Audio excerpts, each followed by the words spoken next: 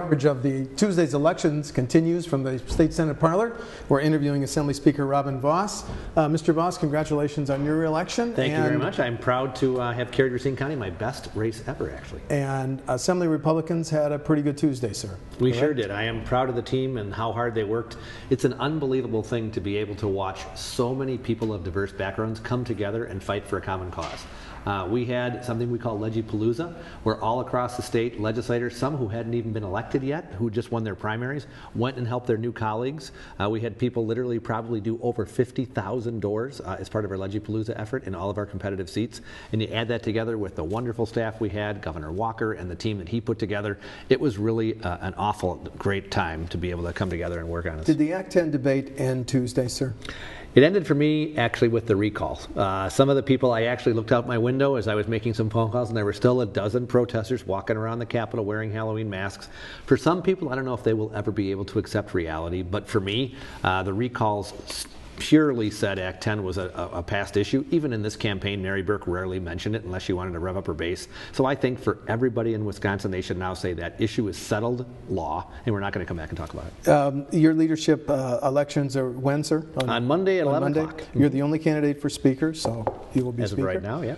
What's the first bill you want your House to pass next session, Mr. Speaker? Well, the first thing we're going to do is we're going to sit down with our leadership team and say, what are all of the things that we want to focus on? As you know, Assembly Republicans did something which we haven't done in the past, and that's put forward an agenda of our ideas prior to the election. Things we want to be for. We're going to go through that. Go ahead, excuse me. But things we want to be for. So I think it's presumptuous of me to say, here's what the first bill is going to be until I have an opportunity to sit down with our brand new caucus and our brand new leadership team to say, okay, what are all of our community priorities, not just my own? This is a very elaborate plan. I'm going to ask you, did you get out ahead of Governor Walker and Senate Majority Leader Fitzgerald by releasing this? No, it's Governor a pretty detailed agenda. Well, it is a detailed agenda. As you know, Steve, I like to have a plan. I like to execute a plan. I like to telegraph it so people aren't surprised when we do those things.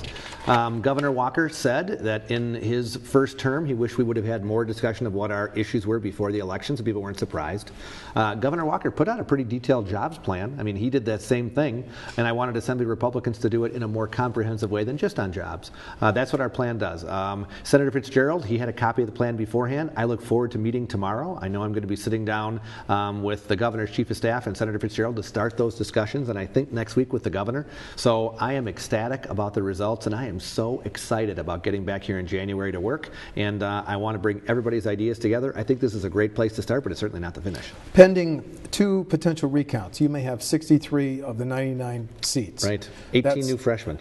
None of your members lost. That's correct. Okay. Yeah, I mean, actually a great record. So not only did we keep all of our incumbents running for re-election, all of them won.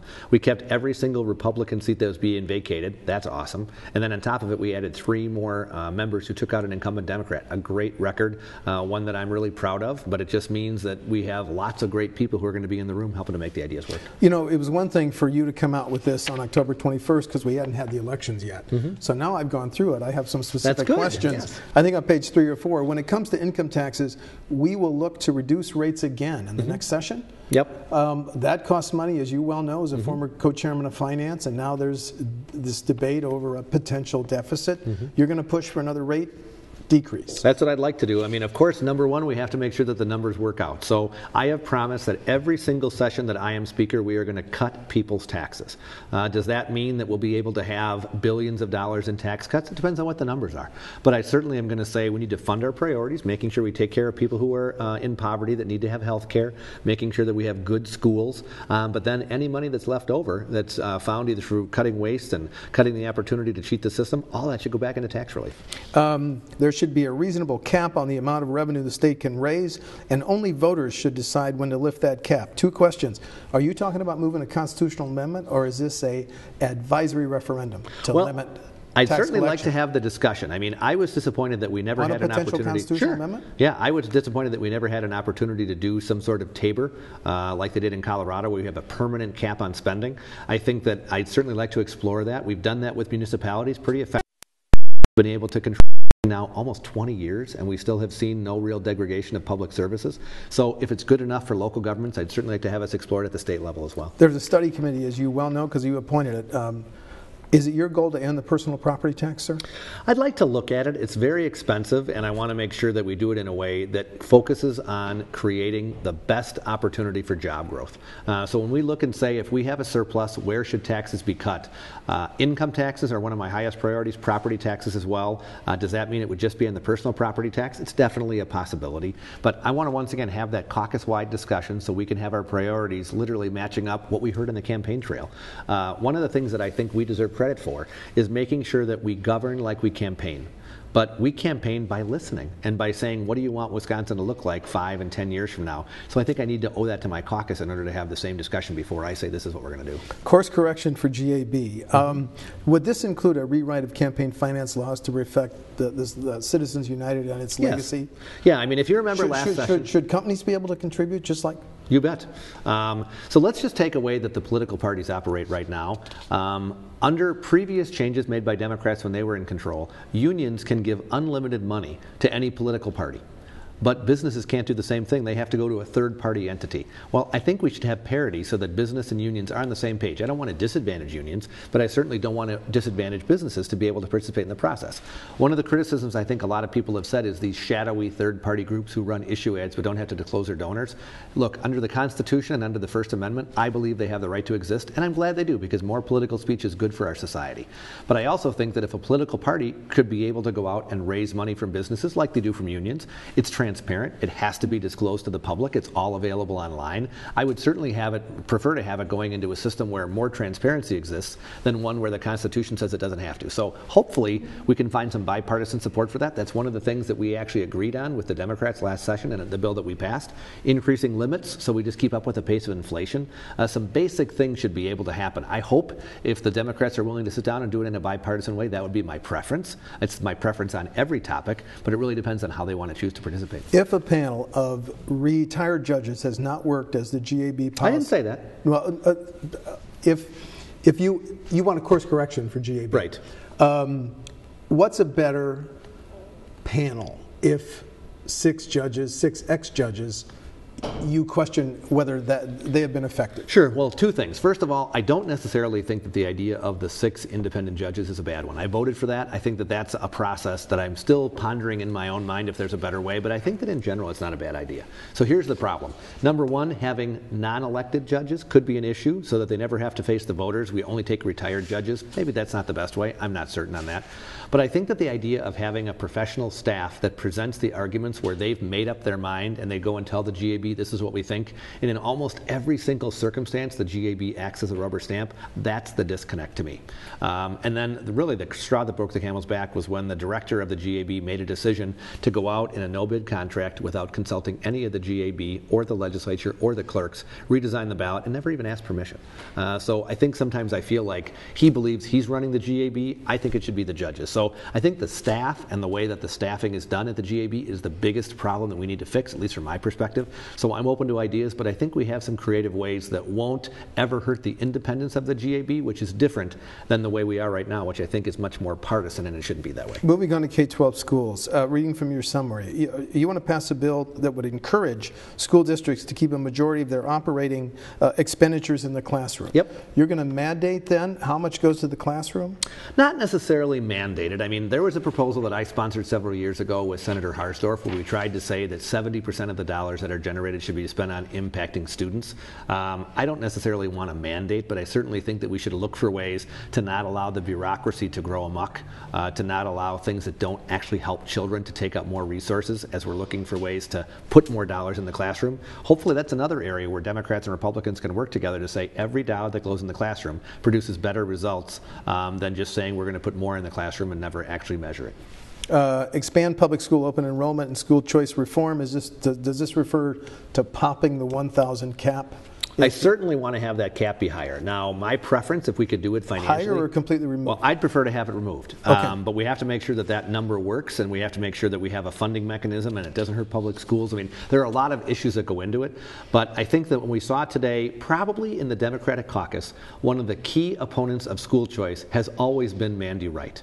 She actually went on that statewide listening tour bashing school choice. She partnered up with Dale Schultz, who's another school choice opponent, and he lost. She lost.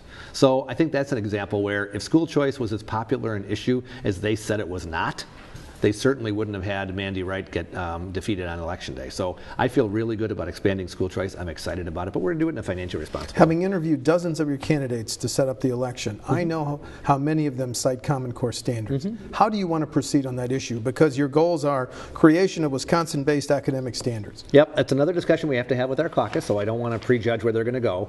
Last time around, I formed a special task force on Common Core. We had hearings around the state. We had legislators who proposed legislation.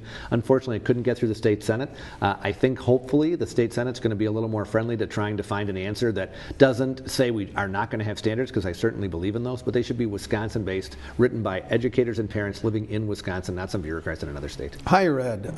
Reform UW system schools, and specifically systematic review of courses offered in order to identify possible inefficiencies that make it more difficult for students to enroll in required courses. Do you think the ledge should say XYZ classes shouldn't be offered at 6 of the 26 university campuses? I'd prefer those decisions to be made by the regents. I believe in shared governance and the idea of asking the university to be as independent as we can. But as you know, in their budget request, they came forward asking for $95 million of additional funding, which in many ways would just backfill the tuition free. So we have to be careful with that. Yes. But I think there are a lot of inefficiencies inside the system that we could change so that professors actually are teaching more, that we have an opportunity for those classes that hold kids up so that all of a sudden they're going 4 or 5 years instead of getting out in 3 to 4. Those are the kind of things I want to focus on. So we have maybe kids who aren't working a summer job, maybe they do year-round school so they can get out in 3 years.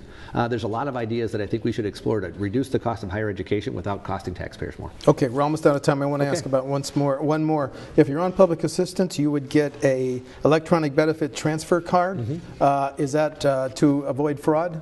Yeah, I mean, the whole idea is to say, let's take all the benefits that you have, put them on a single card, put your picture on there so you can utilize it to vote hopefully someday, but also have an opportunity to make sure that there are responsibilities that go with the opportunity to get public assistance for the short term. One idea that we have in our plan is on unemployment insurance.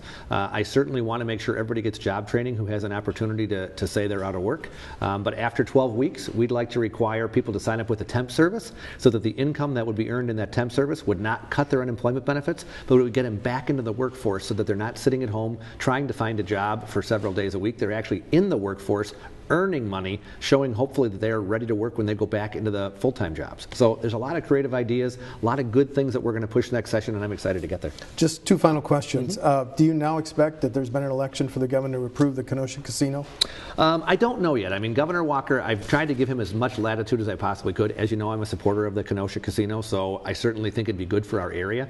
But you also know that when Governor Doyle signed sweetheart compacts with the Indian tribes, saying that it could cost taxpayers hundreds of millions of dollars if a casino happens, we have to do that very carefully, because the last thing I want to do is hurt our ability to have a tax cut or a property tax free statewide because we approve a casino that wasn't financially sound. So I want to have all those decisions go together, and hopefully he'll come to a consensus where the tribes might agree, Wisconsin's protected, and we can get the jobs. And then finally, should your name be on a list of potential GOP candidates for governor in 2018?